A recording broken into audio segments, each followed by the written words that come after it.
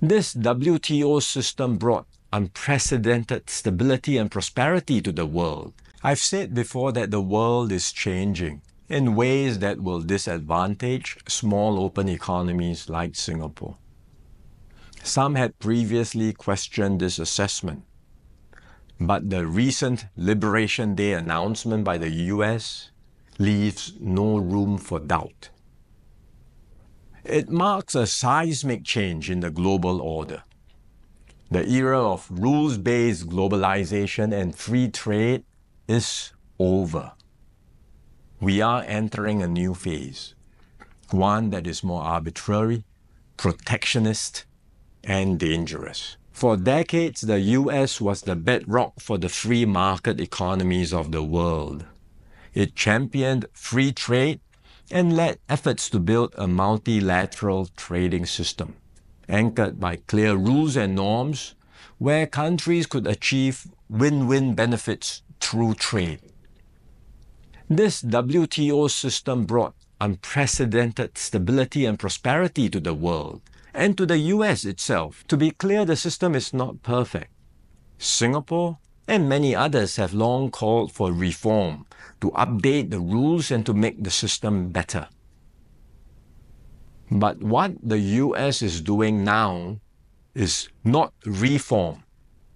It is abandoning the entire system it had created. Its new approach of reciprocal tariffs, country by country, is a complete rejection of the WTO framework. The US has placed Singapore in the lowest base tier with a tariff of 10%. So the direct impact on us may be limited for now, but there are wider and more profound consequences. If other countries adopt the same approach as the US, abandoning the WTO and trading only on their own preferred terms, country by country, it will spell trouble for all nations, especially small ones like Singapore.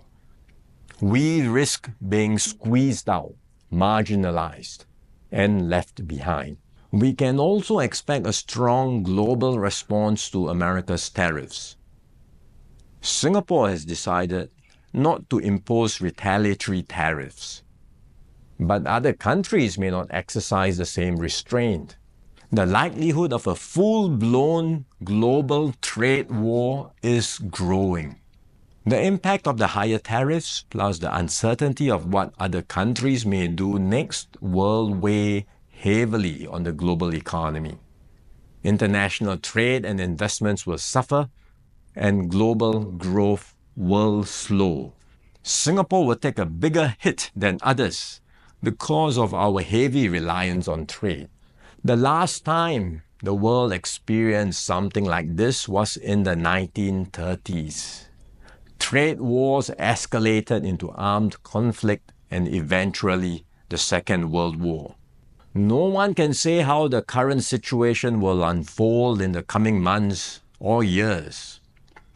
But we must be clear-eyed about the dangers that are building up in the world. Global institutions are getting weaker. International norms are eroding. More and more countries will act based on narrow self-interest and use force or pressure to get their way.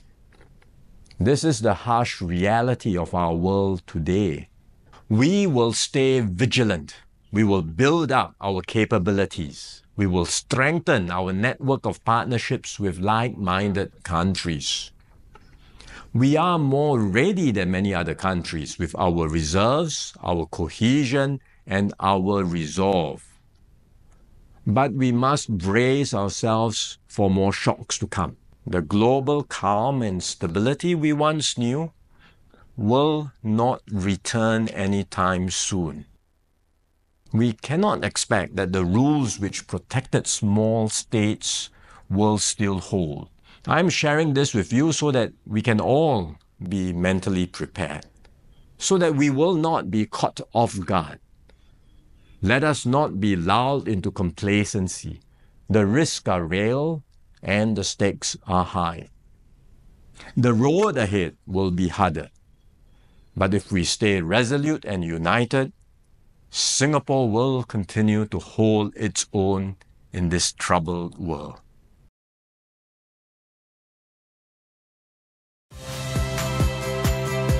Saya Friska Clarissa.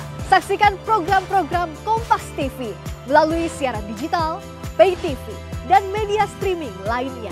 Kompas TV, independen, terpercaya.